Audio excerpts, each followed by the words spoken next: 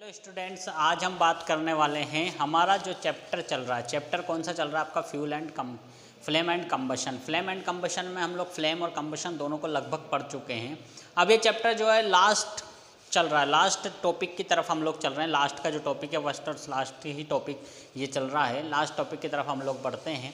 तो last topic क्या है? Characteristic of an ideal fuel. क्योंकि हमने पहले क्या पढ़ा था? हमने फ्यूल पढ़ा था, तो फ्यूल हमने पढ़ लिया, लेकिन अब बात करेंगे फ्यूल जो था उसके बारे में हमने पढ़ा, उसके टाइप्स हमने पढ़ लिया। अब कैरेक्टरिस्टिक पे बात कर लेते हैं कि आइडियल फ्यूल की कैरेक्टरिस्टिक क्या होती है।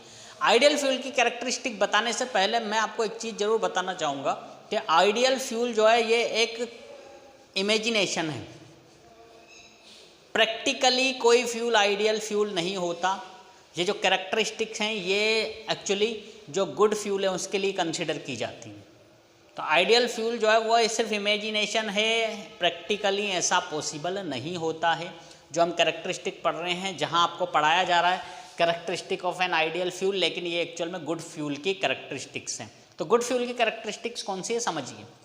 It should be cheap and easily available. ये कैसा होना चाहिए? सस्ता होना चाहिए, चीप होना चाहिए और कहीं भी ईजीली अवेलेबल हो जाए ऐसा होना चाहिए। ज़्यादा महंगा नहीं होना चाहिए। गुड फ्यूल जो होता है वो ज़्यादा महंगा नहीं होना चाहिए, चीप होना चाहिए, सस्ता और इजीली अवेलेबल होने वाला होना चाहिए। It should burn eight moderate rate.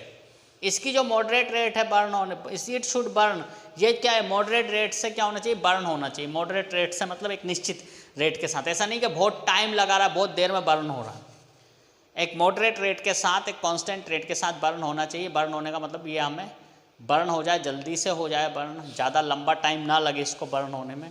Moderate rate के साथ धीरे धीरे एक कांस्टेंट रेट के साथ बर्न होना चाहिए। It should leave no ash after burning. ये जब भी इसको जलाया जाए ये एश ना क्या करे, छोड़े। मतलब राख जो है, एश जो है वो नहीं होनी चाहिए, नहीं छोड़ना चाहिए इसको। कब? जब इसको बर्न किया जाता है। जलाने के बाद इसकी जो है राख नहीं निकलनी चाहिए, राख नहीं बचना चाहिए, इसको राख नहीं छोड़ना है। It should produce large amount of heat per unit mass. ये क्या करना चाहिए? ये इट शुड प्रोड्यूस, ये क्या करना चाहिए? प्रोड्यूस करना चाहिए किसको? लार्ज अमाउंट ऑफ हीट, बहुत ज़्यादा हीट प्रोड्यूस करना चाहिए। कब? It should produce large amount of heat per unit mass. Per unit mass से क्या करना चाहिए? लार्ज अमाउंट ऑफ हीट, मतलब एक पर यूनिट जो मास होता है उससे ये ज़्यादा हीट प्रोड्यूस करना चाहिए। ऐसा नहीं कि आपने पर यूनिट मास ले लिया और हीट ही प्रोड्यूस नहीं कर रहा, तो फिर कोई मतलब नहीं उस फ्यूल का। अगर हीट ही नहीं प्रोड्यूस कर पा रहा तो उस फ्यूल का कोई मीनिंग नहीं रह जाता है। तो it should produce large amount of heat per unit area, per unit mass के अकॉर्डिंग क्या होना चाहिए? बहुत ज़्यादा हीट को इसको क्या करना चाहिए? प्रोड्यूस करना चाहिए। वही चीज़ जो मैं पहले भी आपको बता रहा था, वही चीज़ यहाँ पे वापस आती है। Practically ideal fuel is not available. Practically ideal fuel नहीं होता है। प्रैक्टिकली जो आइडियल फ्यूल है वो गुड फ्यूल कहलाता है। उसके बाद अपन बात करते हैं नेक्स्ट टॉपिक की, क्लोरोफिक वैल्यू। क्लोरोफिक वैल्यू पे हम लोग आ जाते हैं। The amount of heat produced when 1 kilogram of a fuel is completely burn in air is called its calorific value. The amount of heat produce, जो heat produce होने का amount है, व्हेन 1 किलोग्राम ऑफ फ्यूल, जब आप क्या कर रहे हो? 1 किलोग्राम फ्यूल को क्या कर रहे हो? कंप्लीटली बर्न कर रहे हो। आपने 1 किलो कोयला ले लिया और उसको आपने कंप्लीटली क्या कर दिया? बर्न कर दिया।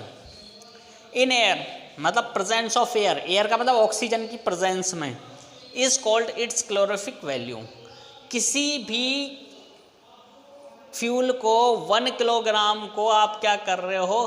कंप्लीटली बर्न कर रहे हो, presence of air, presence of oxygen.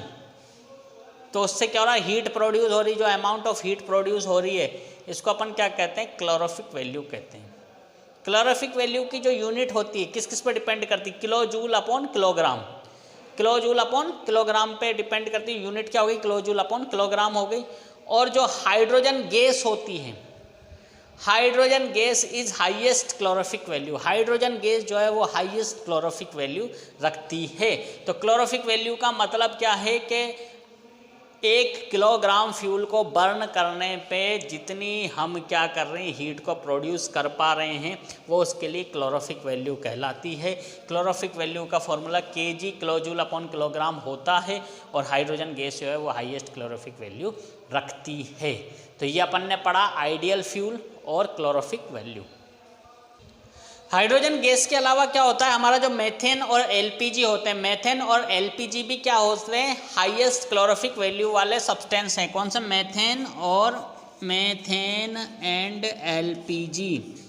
और मेथेन और एलपीजी हाईएस्ट क्लोरोफिक वैल्यू तो रखते ही हैं, साथ ही इनके अंदर एक क्वालिटी और होती है कि ये क्या कारण बनते हैं, क्या कारण नहीं बनते, पोल्यूशन का। एलपीजी कभी भी क्या नहीं करेगी, पोल्यूशन का कारण नहीं बनेगी, ये पोल्यूशन क्रिएट नहीं करते। एलपीजी से कभी भी पोल्यूशन नहीं होगा, ये लोग क्या है, पोल्यूशन का कारण नहीं बनते हैं। तो हाइड्रोजन गैस जो है वो हाईएस्ट कैलोरीफिक वैल्यू रखती है, क्योंकि रॉकेट का जो फ्यूल होता है उसमें हाइड्रोजन गैस को यूज़ किया जाता है। उसके बाद मेथेन और एलपीजी का भी किसके बाद हाईएस्ट कैलोरीफिक वैल्यू रखते हैं, लेकिन ये किसका, पोल्यूशन का कारण नहीं बनते, पोल्यूटेंट्स नहीं होते हैं। तो हमारा ये जो टॉपिक था ये कंप्लीट हो चुका है।